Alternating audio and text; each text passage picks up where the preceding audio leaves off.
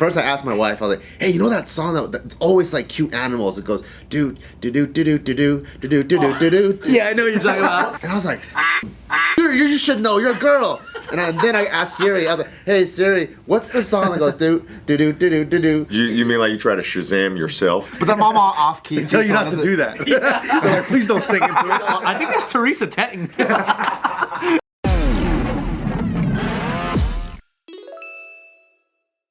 Welcome back to another episode of Careful Boys. We have Lyrics Born with us today.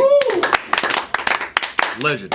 So after decades in music, As a new artist. after half a century in music. what are some, like, I guess, like, you must have seen some burned bridges, some bad choices. Like, what are some experiences? Since a lot of people, I think, know your positive side of the story, Yeah. like, what are some, like, setbacks or negative things that happened along the way where you could advise people, like, steer clear of that? Like shit that I did wrong? Or that you saw happen wrong around you, yeah. You know, I think you probably heard people say this before, man, but like, it really costs you nothing to be cool to people. But it can cost you everything being an asshole, you know? And I think that's probably the most important thing that I've learned, because this business, any business, it's all relationship based, man. You know, like I know you probably heard the story and you probably experienced it yourself. I mean, like, so many executives I know were interns that I'd met 20 years ago. Oh, yeah. You know? Yeah. And so many people that you just don't know, you know, where people are going to end up or where they're headed. And it's just a better idea. It's just a good idea just to be cool with people in general. It's just karmically, I feel like it's correct, you know, the correct thing to do, man. But, you know, I mean, it's a tough business, man. It's a really, really difficult business. And the more friends you have, the more allies you have.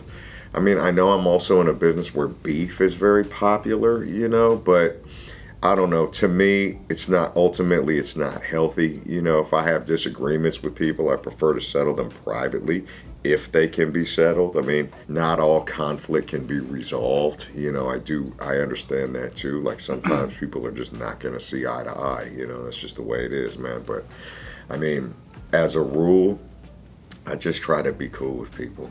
You know, I mean, there's people that I've hired, there's people that I've let go, there's people, you know, and for the most part, I'm still cool with those people. Yeah, because for a while you had whole bands. So Yeah. that's a lot of people that you have to, like, maintain relationships. Yeah, I mean, and I've been touring with a band for 20 years, you know, like I've been touring with a band for longer than I haven't. A live band? Yeah. And it taught me everything about leadership. You know, it taught me everything about leadership. Is your band huge? Like, you know how Zap used to perform with like 40 people and stuff? Or like Earth, Wind, and Fire. Yeah. That shit is expensive, bro. MC Hammer, dude, remember his camp? The plane tickets are crazy. No, but the core band is probably, so Uriah, Ben, Pax, Joy. I mean, the core band is probably like 4 or 5 people. I heard George Clinton used to lose money on his performances because the audience was huge, but the ticket sales wouldn't cover the cost of the band and the performance. Yeah.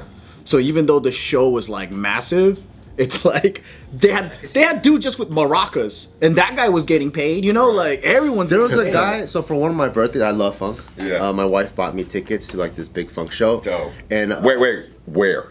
it was And who was on the bill? so Is the one I went to? As a fan, I'm asking you. Like, so Zap was there for sure. Yeah. Lakeside, because my favorite band is Lakeside. I love Lakeside. And Yeah. George Clinton was, and P Funk was there. There was another, I forgot what band it was, but now they somehow found a 20-year-old singer with the same like vocal texture as their old singer. I forgot who it was, but there was a bunch. Oh. And but when George Clinton came on, not only did they have like every person for an instrument, they had this guy with 2 spray cans graffitiing while he's listening to the music too. I'm like, dude, this is fucking crazy. That's dope. Part of the performance. Toucan like while he's like fucking listening to the music, and I'm like, dude, this is crazy. Shout to George, man. Wow. Just the dedication, man. Check got split even more than Kinjus. I was at you know the NAMM show, the music comp. So there was this random like booth, and they were doing free performances, right? So I sat down to watch like this new violin coming out, and I shit you not, it was him, and like a couple of people. I was like, wait, is that Bootsy or whatever? Couple seats away, and I was like, oh my god, that's him.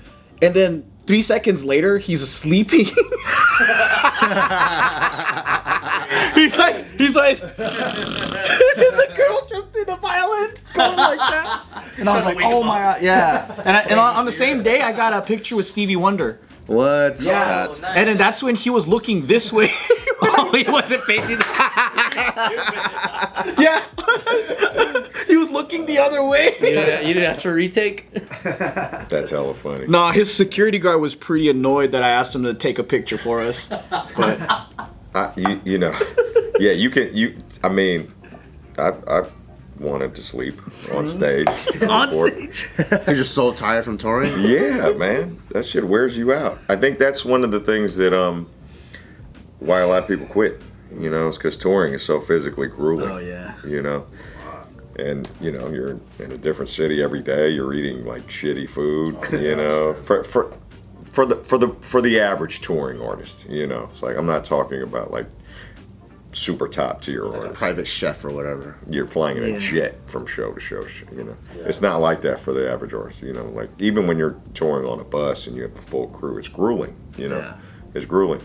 And you can lose your ass really fucking fast. Like too many people, too few ticket sales, a show cancels while you're on the road. You know, shit like that, man. It's like you really have. I really have to give it to these artists that keep it going year over year over year, man. That's you, basically. Yeah, bro. is it true that artists make most of their money doing live shows? It depends on the type of artist you are. Oh, okay. You know, it depends on the type of artist you are. That's definitely part of it. If you're like a lot of the younger artists, though, like they do so well with streaming, they get paid. You know, it just everybody's like pie graph is different, but typically, classically, yes. Yeah. Well, you were making music since you made music before and after, like. You know, like when the Napster era hit? Jesus, yes. Before and after Jesus.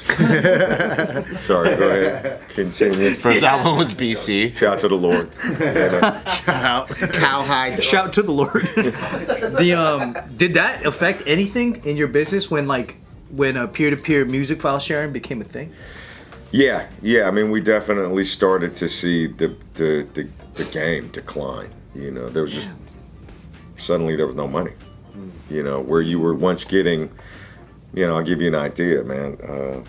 You know, so my first album, I think, did around 150,000 copies, something like that, independently. That's nice. That's considered gold, right, or no? Gold is 500. Gold is 500. But when you're an independent label, 150,000 copies times multiplied by $8 per. Yeah. You're making more Right. than signed guys. Yeah. So compare that to 2 years later, nothing. Damn. Because everybody's downloading and file sharing. And, you know. And it was hard to. I remember, like, if you want, because it was considered like underground hip hop, so you couldn't just go if they weren't signed. You couldn't go to like what was it like Sam Goody warehouse? like Sam Goody or what? Yeah, you had to go to a hip hop store. You had to go to like a skate shop, and then behind like they had the glass counter with all the tape. Yeah. Workman's. Yeah, and then you had to go to like, and it'll be like a hip hop store because you could get graffiti paraphernalia and you get skateboards. Yeah, I remember that. Yeah. Right? You get I remember that. scribes. Yeah, or you go to like some swap meet and somebody's trying to like do it out of a small booth and you could get tapes there. And I remember it was like you had to find it. Yeah. Which means that the touring and live shows was the only way to really make money. Yeah. I wonder how the distribution worked back then, like on your end, because I remember being a kid going out looking for them and then getting it, or like someone had like the new Jurassic 5 and stuff before they got signed and whatever. That was like a whole scene in itself. Yeah. I remember when Best Buy took my third album for the first time. It was like back when Best Buy sold. I don't even know if they sell music anymore. Is Best Buy even around anymore? Barely hanging. They're around, yeah, but I don't know if they got music. Yeah. But I remember, Keep it yeah, like alive. like Best Buy, Fry's, whatever. They would have like CDs in the front. What up, guys? Come join our Patreon because there's hundreds of videos dating back to 2019. Support the channel's growth and new ideas. And tap into the closer community by joining our Discord. Come chat with me inside, and then you can say funny things to me. And get the opportunity to suggest new video ideas. Come join our Patreon. Thank you. Link is in the description box below. So that was like the biggest deal in the world when Best Buy decided to carry my album. You know, How'd you pull that off? Like, how did... Best Buy took my album. You know, because there's very limited shelf space. You know, and every label, every artist is fighting for that little slot to put 3 or 4 CDs in that, you know. But if you're in every single Best Buy at that time, across the country, man, it's just different now, man. It's just different. You know, now CDs and vinyl, it's like merch. It's just like fan shit. You know, super fan shit. You know, like I collect vinyl, I collect CDs, I collect. Yeah, they don't listen to it. Not necessarily, They're like an object. Yeah. No. Damn. How did you get that deal? Like, did you have a manager that was brokering it? Or? That came through the label. Oh, okay. I finally built up enough momentum to where, oh, okay, he's doing numbers, you know. And so, you know, so it finally came about. But yeah, I mean, by and large, our bread and butter was shops like that, man, like you just described, you know. Did you have like a whole like when you built that label, how did you find the buyers and then the shops and to people? Is it just cold calling or? Bro, yeah, we drove around from store to store to store like the amoebas of the world. No way. You know, some of them were owned like very, very small shops, like in the hood somewhere, you know, family owned. I don't know. Yeah, I'll take a couple. Come back and see me in a few weeks. We'll see if they sold. Then I'll pay you. So it's like all consignment? A lot of it was consignment. Damn. A lot of it was consignment. You know, we'd pull up to a spot. Literally, that's where that phrase "out the trunk" came from. You know, you pop the trunk. I'd have a couple boxes. Take my record. Who are you? You'd have to give your spiel. You know, come back in a couple weeks. Hopefully you sold. Then they pay you or not. You know, but then when you finally build up a sales history, then a distributor will finally take you on. They'll take it. They'll send it to all their stores and all that. I mean, I think about that shit now. And it's like archaic. You know what I mean? Like I might as well have been selling like pies or some shit. You know what I mean? To like bakeries. You know what I mean? Yeah. It's crazy, bro. It's just like I think about those times now and it's like, you remember that shit? And we used to take our tapes, you know, to Amoeba and shit like that. Like, you know, it's. Was there like a standard cut that the store would take, and then it's like I'll buy for this much wholesale or whatever? I think there was. I think it all averaged out for an album like between $5 and $8 is what we would get. You know. Oh, and then they would sell it retail for like. How much was this? 15? Yeah. You know, and if you were on sale when it first came out, it was $10 or $11. I don't. Yeah, that's right. You know. Dang. Crazy. Was there ever like an act from that time that you're like, man, these guys deserve to get signed so bad, but for some reason it never happened? Or like they should have been bigger than what they were? Yeah.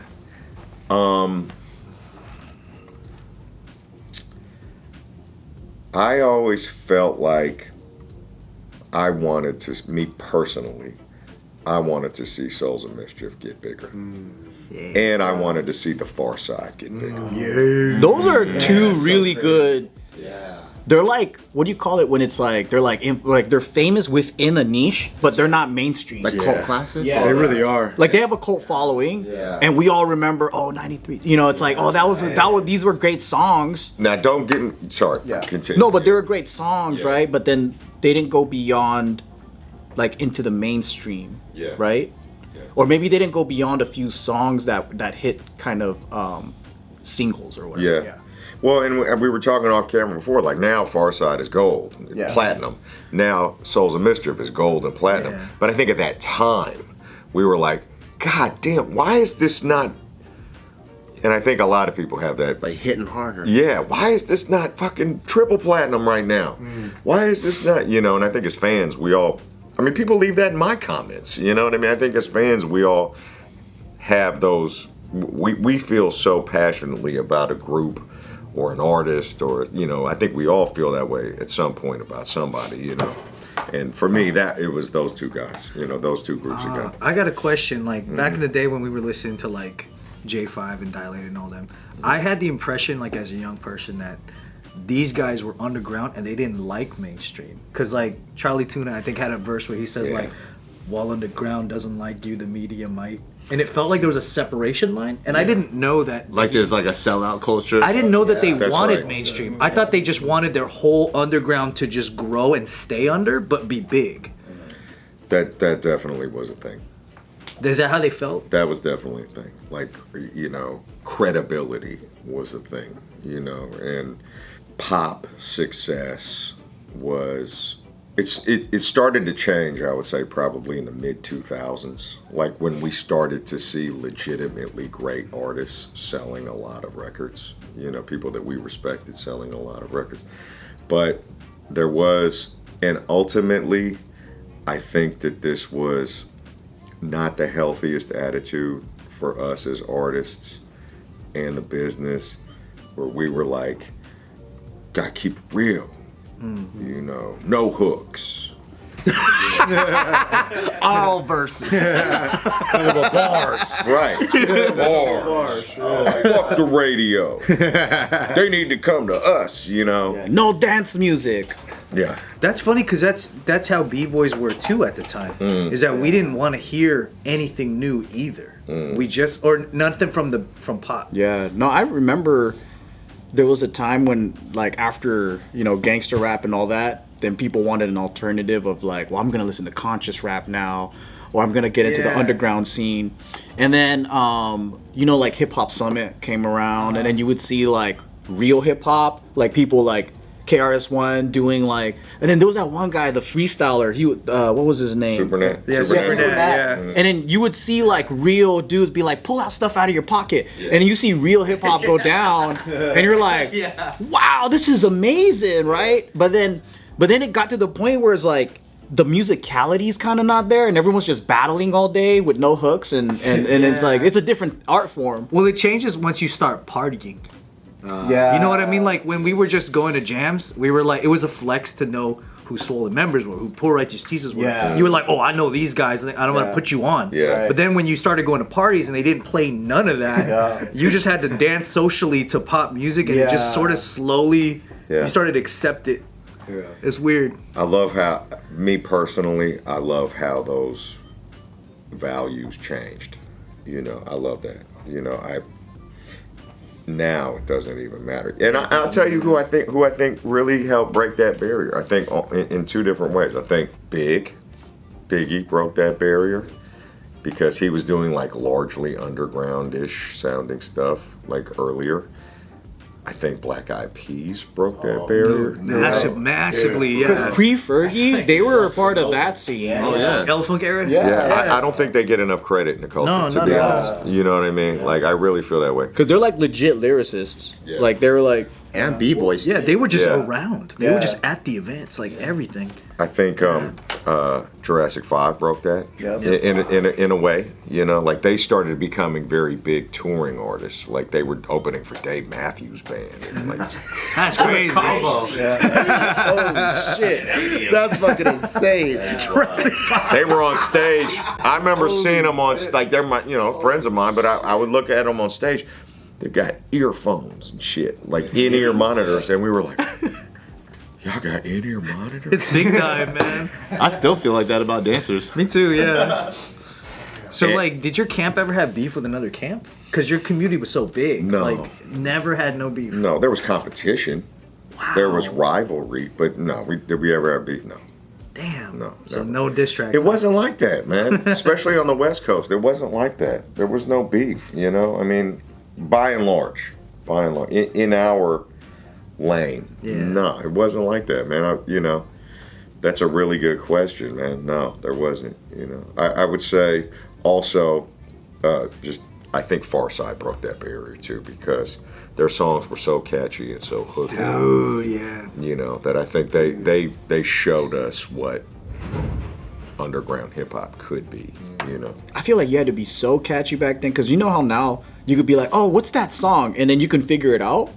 But back then, it's like once you hear a song, you got to try to remember the lyrics or something, and you ask your friends, do you know this song? right. And then you won't know for like weeks. Yeah. It goes like this. You gotta hum it. What's that one? Can't keep running away. Well, that had it, yeah. Some songs didn't have an identifying. No, for real. But I saw it on a skate like music video, or not a music video, like a skate video. I was at a skate shop and I was like, damn, that song's so cool. What song is that song? And I'm like, I don't know what it is, but I hear it again a month later. And I'm like, it's that song. that's For the how skate shop. That's how we would describe it. Is you would just go by the beat. It's the running away. Like thing? for Yeah. Holy Intellect, I didn't know what. I couldn't tell what the name was, and I was like, "What's the song that goes brum dum dum dum dum king brum dum dum dum dum?" Yeah. And people will be like, oh yeah, holding it. Yeah, and then people were like, "Yeah, it's Poor Edge Teachers." Yeah. Like, what? Recently, I was looking for a TikTok song, and I was like, "Fuck!" And it's one of the worst ones to type out. So first I asked my wife. I was like, "Hey, you know that song that's always like cute animals? It goes do do do do do do do do do do do do do." She goes, "What the hell are you talking about?" Because it's all dudes, right? Yeah. And I was like, "Fucking bitch, you should know. You're a girl." And then I asked Siri. I was like, "Hey Siri, what's the song that goes do do do do do do do do do do do do do?" And it gave me some bullshit ass like do do do. You mean like you try to Shazam yourself? But then I'm all off key. Tell you not to do that. They're like, please don't sing into it. I think that's Teresa Teng. That's hell funny. It was, Eric so, Kwok, it was dude. so fucking hard to find that song. Then finally I found it. Teresa Tang. It thinks you're just speaking Chinese. Do do do do do do do do.